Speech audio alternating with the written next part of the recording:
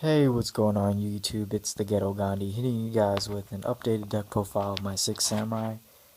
First and foremost, you guys are wondering what's up with the higher quality and why is my deck profile in a different format? Well, I am testing out recording videos on my iPhone, and the quality is just really good.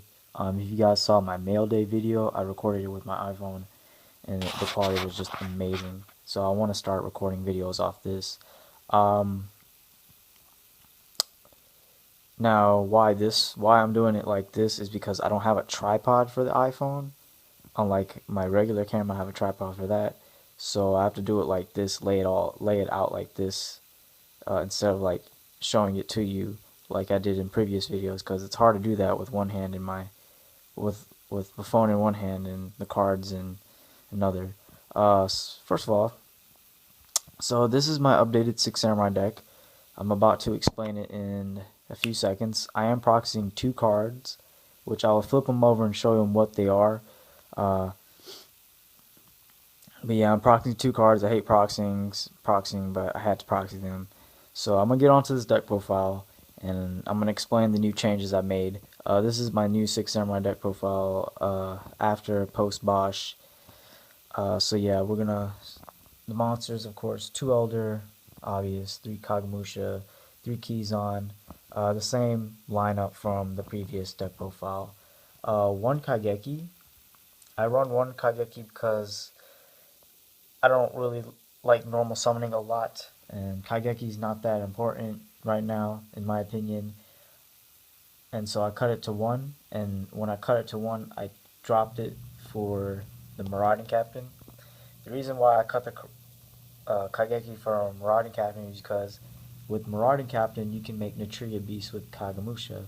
Marauding Captain lets you special summon a level 4 little monster from your hand.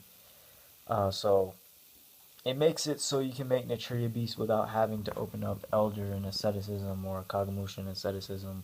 You have Marauding Captain and Kagemusha, you have a Beast first turn. Um, And then, of course, the Zanji and the One Squire. You need these two for your combos, like Asceticisms with Zanji to make summon a Kizan, or vice versa. And you really need Squire for your dojos and to make double Nat Beast or double Shien or Nat Beast Shien first turn. So you really need him. Spells, Soul Charge, Rhoda, Foreign. I love foreign cards. 3 upstarts, 3 asceticism, 3 smoke signals, of course, 3 uniteds. Still don't have 3 supers. 3 Shin's dojo. I'm thinking about cutting down to 2 possibly. 3 insuffusion, and then the proxies are 2 into the void. Now these used to be chicken game. First, I'll explain Into the Void, then I'll explain why I took out Chicken Game for them. Into the Void, you can only activate when you have 3 more cards in your hand, and then you get to draw 1 card. Pretty much enough start Goblin. And then during the end phase of the turn, you discard all the cards in your hand to the graveyard. Now, the reason why I like this card in this deck is because the last part of the effect doesn't matter. What I mean by that is because in Six Samurai, when you're gonna do most of your combos, you're gonna burn through your hand anyway. That's how you set up your fields of Shien, Beast, and like other type of boards you can make with Six Samurai. That's how you really perform your combos, is just burning through your hand. So most of the time, what's gonna be left in your hand is probably a leftover spell or trap card, and then with that you can just set those. You can just set your spells and traps, and so you won't have to worry about the last part of the effect. You do have to pay attention to it, because sometimes in testing I accidentally forgot I used it that turn and I had to discard a couple cards out of my hand. At most you're going to discard is probably 1 monster that you couldn't use in your combo. But that's why I play Into the Void instead of Chicken Game. Problem with Chicken Game was it took too much life points. Like the life point drain was way too much. Sure, I got to draw a new card every turn, but you do pay enough life points in this deck with Insuffusions, Soul Charge. These are what used to be Scoldings, now are Strikes. Uh, I'll get onto that later. But yeah, you do pay a lot of life points in this deck. So Chicken Game, I had to cut it. Also, problem with chicken game, I could not kill my opponent if they were at lower life than me. So in order for me to kill my opponent, I had to destroy the chicken game, meaning I had to reserve an extra 1,000 life points for myself in order to kill them. So it was kind of a nuisance, and the fact they can use chicken game as well was annoying as well. So that's why I like Into the Void and testing. It's pretty good, and I hope I can get some actual copies of these soon. On for the traps. Run the Solemn grade. 1 warning and 2 strikes. I would definitely play 3 strikes, but I only have 2, so 2 for now. This card is really amazing. It's pretty much the answer to any other matchup that you have a tough time against, probably against Cosmos and as well, and any other deck. This card's just straight up amazing. The Solemn Brigade, um, definitely really good. 1 Bombless, 1 Time Space, because you do run Rafflesia in the extra deck. Now, if you guys are wondering why I don't run Treacherous instead of either one of these, well, first, I sold my super rare Treacherous when I sold my Pepe deck, which kind of dumb. I should have kept the super rare Treacherous, but I sold it, so, I mean, I could use Treacherous in this deck since you do run few traps, but I did want to have something against Cosmo, and Time Space was probably the best option against Cosmo because Treacherous does target. So Time Space just proven better. Also bounces back or spins back like XYZs or Synchros back to the extra deck as well. And then the last trap, Vandy's Emptiness. On for the extra deck. Now this is a new card that I was testing, is Armory Arm. It actually has came up a lot during testing, level 4, because you would sometimes have fields where you would have a Kaigeki in a dojo and you have nothing to do with it. So I can make Armory Arm. What's cool about Armory Arm, it's a level 4, so you can make rank 4s with it. Along with, you can boost up your Shein or Nat Beast, and you can deal heavy damage to your opponent, and it enables you to kill your opponent faster. So Armory Arm has been proven pretty well in testing. 2 Shein, of course, obvious, German baby. 2 Nat Beast. I didn't play 2 Nat Beasts in my last deck profile or my last deck list, but I do now because making double Nat Beast is just devastating. Pepe can out 1 Nat Beast maybe, but they can't out 2. Well, I didn't mean to say Pepe, I meant like Draco Palace, because Pepe's kind of destroyed now.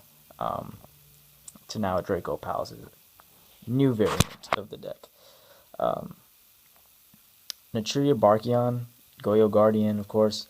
I was siding this in my last deck profile, but I decided to main it again because he does come up.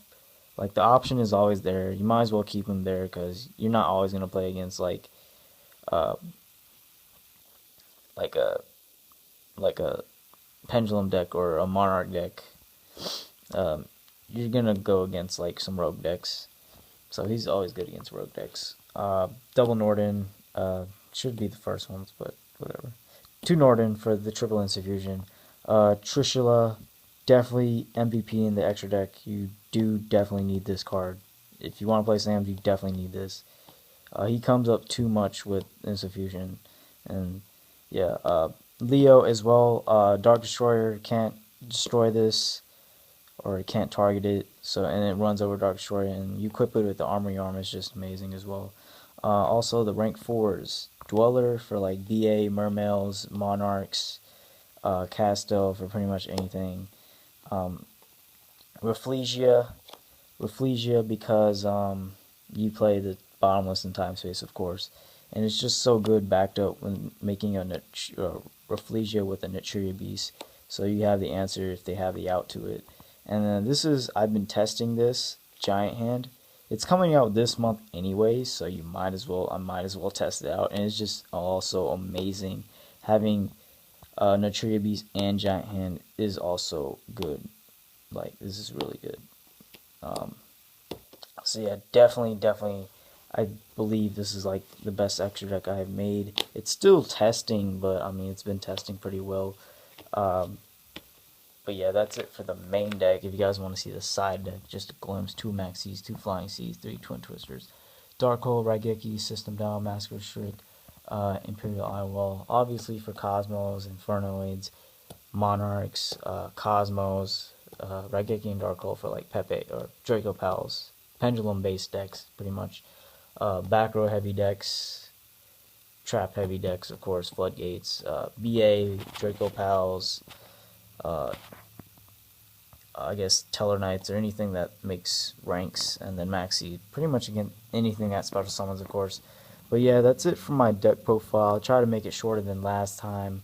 Um, yeah, I hope the quality has improved a lot. Honestly, this deck has been testing well online. Uh, you do beat Draco Palace pretty easily if you can make double Nat Beasts at least, or back it up with some traps. You can beat Monarchs as well, as long as you have like an out to like a specific Monarch like Erebus or something. Um, or you just hope they don't have a Monarch to summon, or you just hope they brick harder than you do. But yeah, this deck is still pretty good. I love it. I've been really loving to play this. Like, oh my god, what the fuck am I saying? Loving to play this? Like, what the fuck? Anyways, I'm obviously tired, but yeah, I just really wanted to show you guys this deck profile because I got all these new cards, strikes and stuff.